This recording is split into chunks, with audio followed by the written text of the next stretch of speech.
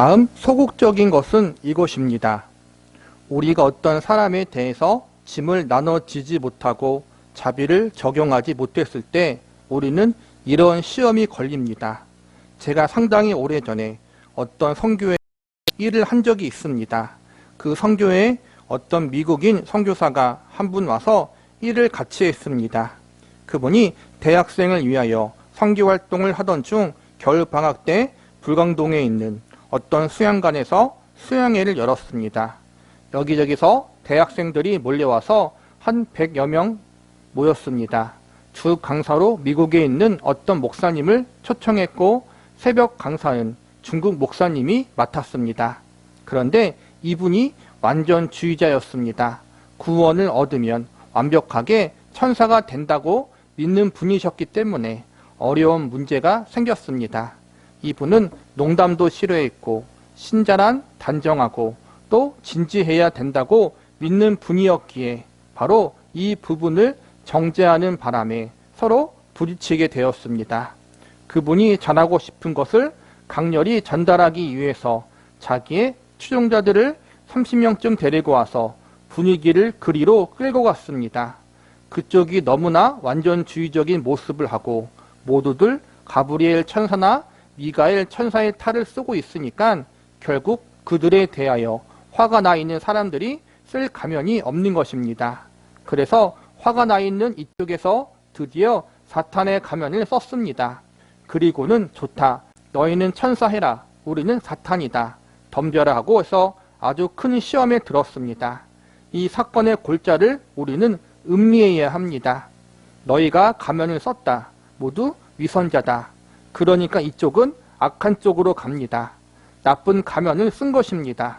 그래서 너희는 위선적인 가면을 썼다는 것을 증명해 보이기 위해서 원래는 안 했을 아주 나쁜 모습을 내보이고만은 매우 심각한 시험을 당했었습니다.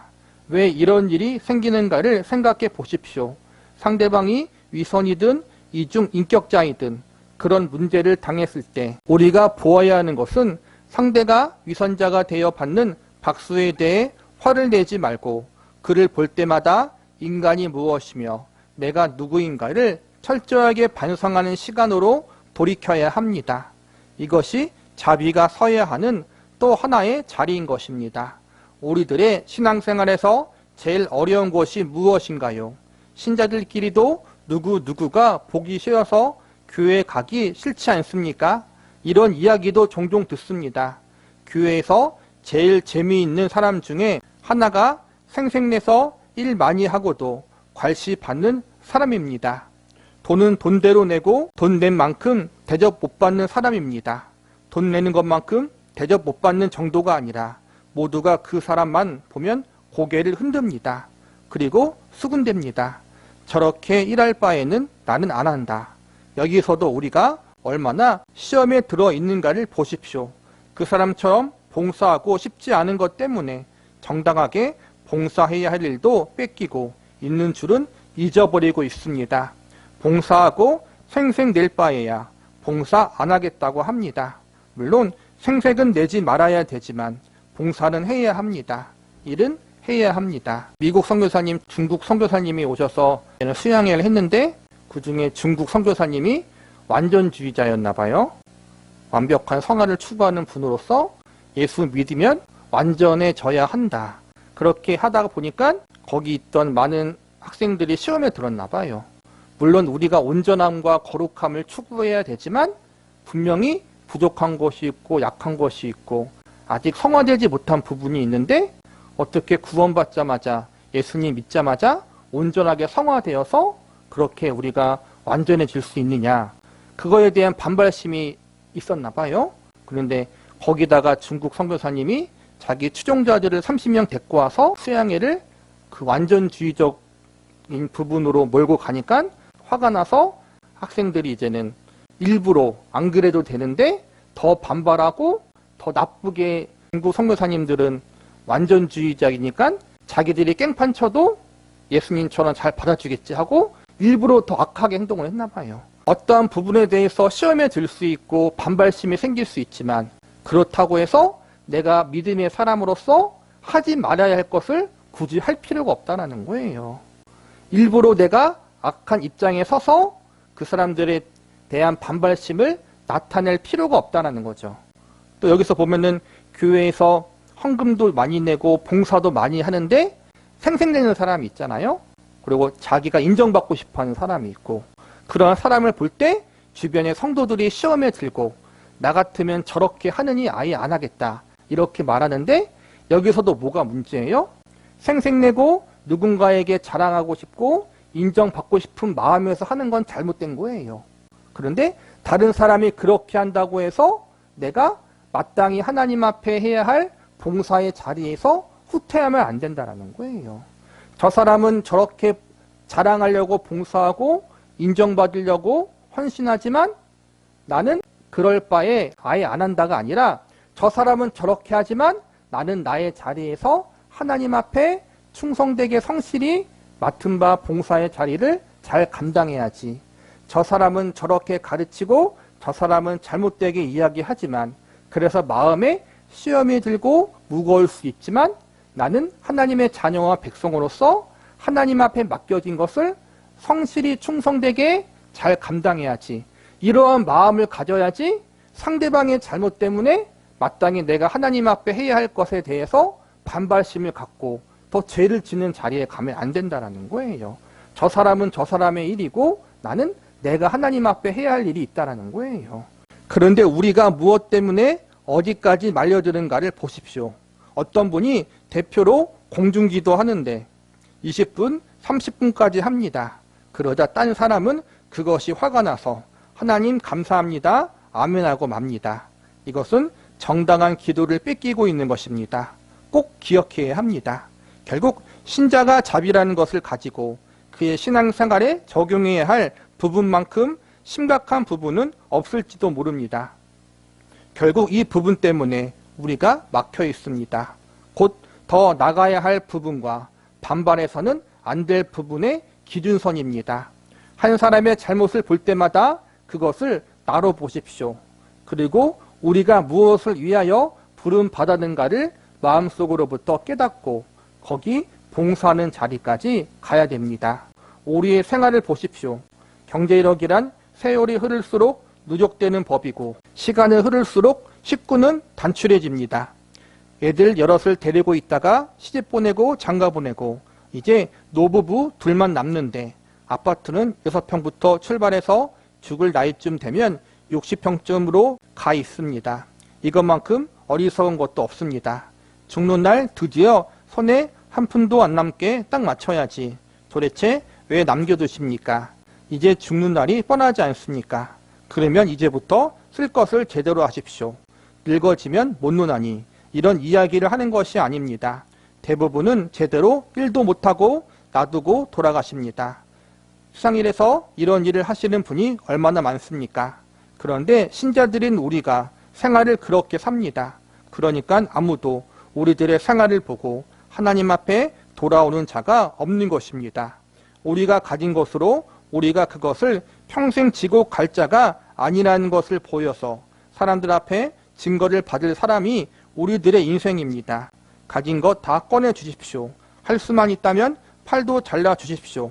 그래서 그의 심령이 하나님 앞에 돌아올 수만 있었다면 그것보다 더 큰 일이 어디 있겠습니까? 그렇다고 하루아침에 다 이루고 그렇게 되라는 말씀은 아닙니다. 우리가 믿는 사람으로서 이 땅에 우리가 발을 딛고 살지만 우리의 소망은 천국에 있잖아요.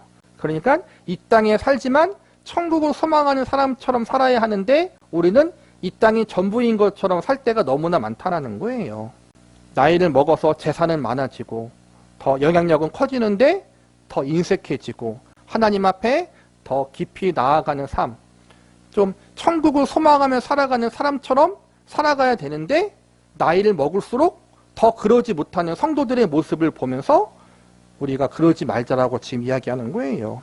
믿지 않는 사람들이 볼 때, 연륜 있는 그리스도인들의 모습을 볼 때, 아, 이 사람은 정말 천국을 소망하는 사람이구나, 이렇게 보여줘야 하는데 인색하고 아직도 이 세상 것이 전부인 것처럼 아독바독하게 사는 모습을 보면 과연 누가 예수 믿겠냐는 거예요. 이 부분을 우리가 고민하자라는 거예요. 신분에 맞게 살자. 천국의 백성처럼 살자라는 거예요. 구체적으로 이런 지침을 드리고 싶습니다. 우리는 마음에 들지 않는 사람이 있을 때 어떻게 합니까? 뒤에서 욕을 하고 있습니까? 앞에서 욕을 하는 것이 정당하다고 우리가 말하는 것은 말장난에 빠지는 것입니다. 앞에 이야기하는 것은 무리하고 무식하는 것입니다. 뒤에서 욕을 하는 것을 그나마 양심이 있고 상식이 있다고 하는 것입니다. 어떻게 앞에다 대놓고 욕을 합니까? 그런데 욕을 먹은 쪽에서 치사하게 뒤에다 대고 욕한다고 이야기를 합니다. 하지만 치사한 것이 아닙니다. 어차피 기분 나쁘다는 이야기를 그렇게 하는 것이지 욕을 앞에다 대놓고 하는 사람은 희망이 없는 사람입니다. 뒤에서 욕을 한다는 것은 희망이 있는 것입니다. 앞에서 욕을 하지 않고 뒤에서 욕을 한다는 것을 우리 스스로가 명심해야 합니다. 즉, 저 사람을 감당할 수 없을 때, 이 사건을 감당할 수 없을 때는 투덜거리는 수밖에 없습니다. 그것 외에 다른 방법이 없습니다. 투덜거리십시오. 사람에다 대놓고 투덜거리지 마시고 화장실에나 들어가서 투덜거리고 나오십시오. 그래서 그것이 해결이 된다면 잘한 짓입니다. 왜냐하면 내가 그것을 사람들 앞에다 투덜거리기 시작하면 내가 그것을 감당치 못할 뿐만 아니라 상대방도 동일한 수준에 끌어들이게 됩니다. 그것이 너무 많은 사람에게 전염되어서 다른 사람도 감당할 수 없게 되어버립니다. 감당하십시오. 감당하기 위하여 숨어서 투덜거리고 뒤에서 뭐라고 한다면 그것은 하나님께서 요구하시는 것에 진일보하는 실질적인 진전입니다. 그러나 거기에 이런 생각을 해야 합니다. 감당해야 하는데 내가 감당치 못하고 있다는 것을 알아야 합니다. 어느 날 감당할 수 있게 해달라고 구하십시오. 감당하지 못하겠으면 뒤에서 투덜대십시오. 누가 뭐라고 하면 체해서 그러니 신경 쓰지 말라고 하십시오. 그렇게 감당해야 합니다. 이것은 중요한 다른 원리를 낳습니다. 내가 투덜거릴 수 없다고 믿는 자는 투덜거릴 수밖에 없을 때 자기에게 죄를 돌릴 수 없으니까 객관성을 요구하게 됩니다. 즉 다른 사람에게 이것을 요구합니다.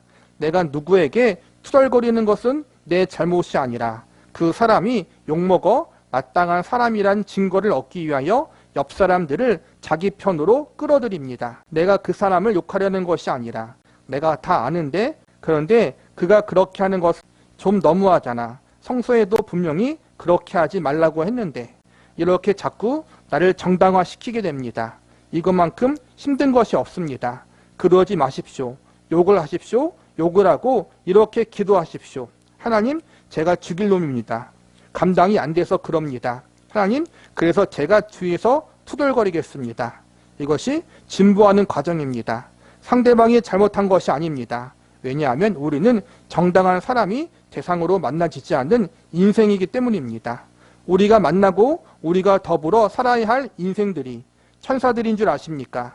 이 범죄스러운 땅이 하늘나라인 줄 아십니까? 아닙니다. 부딪히면 다 사탄의 휘하요 악당들입니다. 그래서 우리도 가능만 하다면 도끼 들고 덤비고 싶은 심정입니다. 그러나 그럴 수 없지 않습니까? 뒤에서 입을 쓰고 투덜거려야 합니다. 그리고 점점 더 거기서 지혜로운 방법이 찾아지게 됩니다. 우리가 저번 시간에는 적극적으로 자비로운 삶, 우리의 몸과 마음과 삶이 하나님이 기뻐 받으시는 살아있는 제사, 살아있는 제물이 되는 삶이 되려면 적극적으로 어떻게 살아야 되는지 배웠고 오늘은 소극적인 면을 이야기하는 거예요. 하나님의 자녀와 백성으로서 합당하게 살려고 하는데 우리가 그렇게 될 실력이 없잖아요. 사실은 그럴 때는 솔직해지자라는 거예요.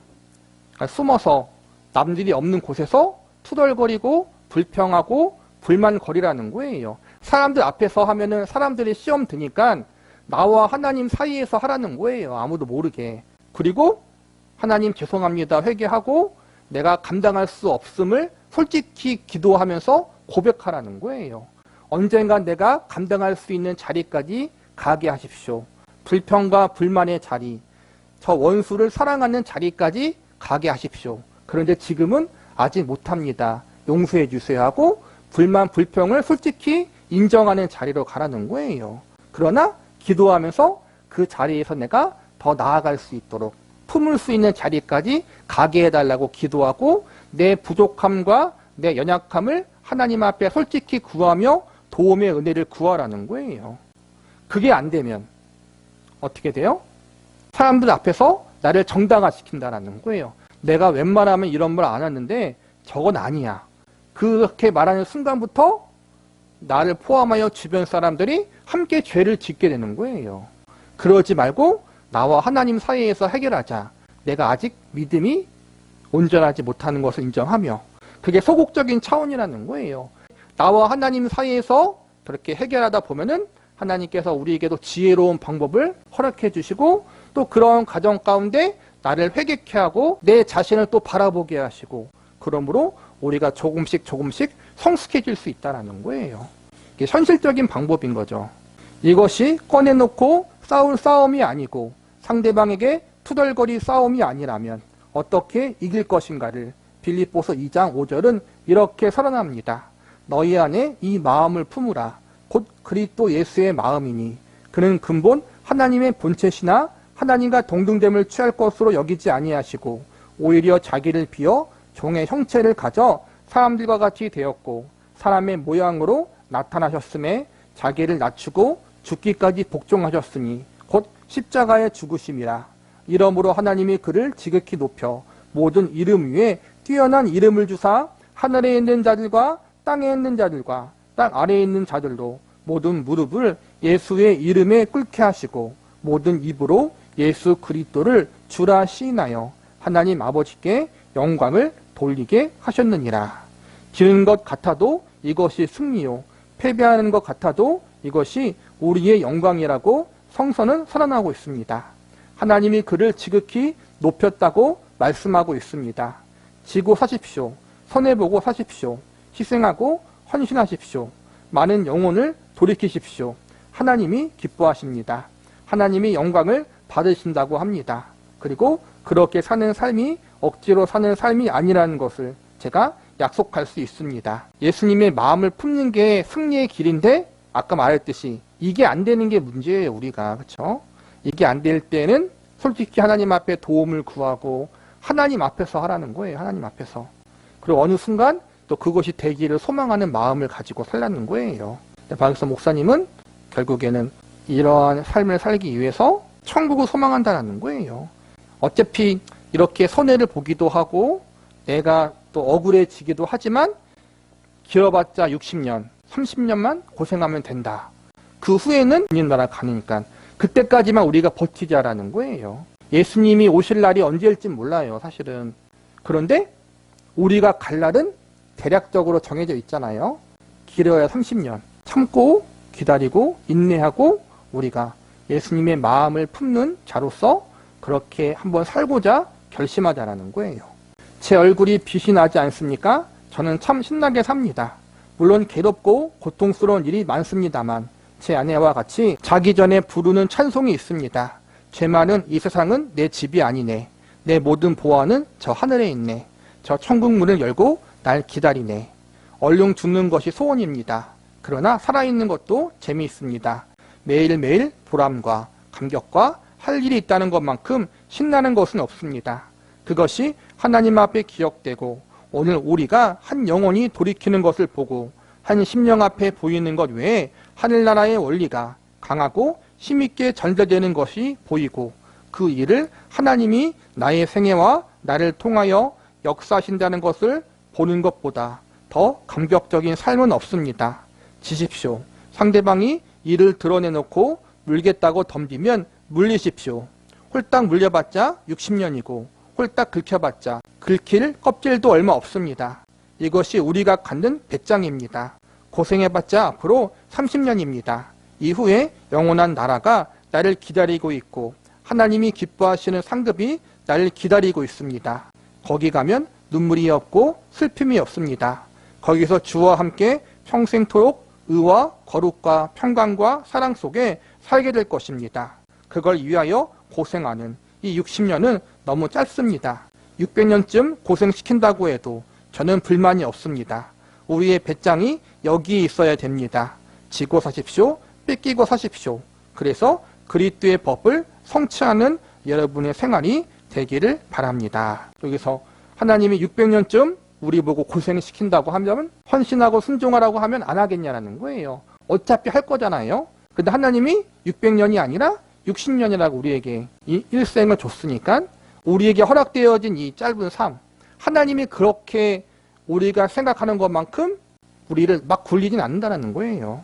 우리에게 주어진 이 삶 가운데, 이 인생 가운데 우리가 정말 하나님 앞에서 천국을 소망하고 믿음으로 인생을 살아갈 수 있는, 정말 우리의 삶이, 우리의 몸과 마음이 하나님이 기뻐 받으시는 살아있는 제물과 제사가 되어지는 그러한 삶이 되어질 수 있도록, 하나님 앞에서 사람들에게 자비로운 삶을 살아갈 수 있도록, 예수님의 마음을 품을 수 있도록 기도하면서, 또 그렇게 되지 않기 때문에 하나님을 더 의지하며 우리가 날마다 겸손히 나아갈 수 있는 저와 여러분이 되기를 바라겠습니다.